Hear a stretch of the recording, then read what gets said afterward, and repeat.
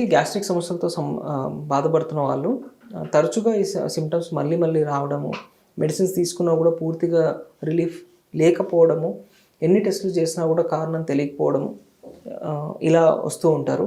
So వీళ్ళలో మేము observe చేసింది ఏంటంటే, వీళ్ళలో కొంచెం మానసిక ఒత్తిడి కానీ, స్ట్రెస్, యాంగ్జైటీ లేదా కొంచెం డిప్రెషన్ కానీ ఇలాంటి సైకలాజికల్ ప్రాబ్లమ్స్ వల్ల కడుపులో ఉన్న నరాలు అనేవి చాలా సెన్సిటివ్ అయిపోతాయి. ఈ సెన్సిటివ్నెస్, గట్ సెన్సిటివ్ అయిపోయింది అంటాము. సో వీళ్ళలో ఏంటంటే ఈ గ్యాస్ట్రిక్ సమస్యలు కానీ, డైరియా కానీ, కాన్స్టిపేషన్ కానీ, ఉబ్బరం, బ్లోటింగ్ ఏ కారణం లేకుండా సఫర్ అవుతూ ఉంటారు. వీళ్ళలో ఈ నరాల సెన్సిటివిటీని తగ్గించడం కోసం మన యాంగ్జైటీని తగ్గించాలి.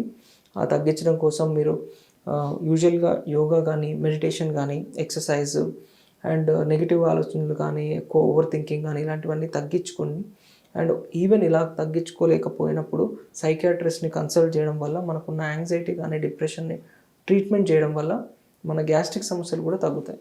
ఇలా అంటే 2-way రిలేషన్షిప్ అంటాం. అంటే మనకున్న మైల్డ్ గ్యాస్ట్రిక్ ప్రాబ్లమ్స్ మన బ్రెయిన్కి చాలా సివియర్ ప్రాబ్లం లాగా కన్సీవ్ అవుతుంది.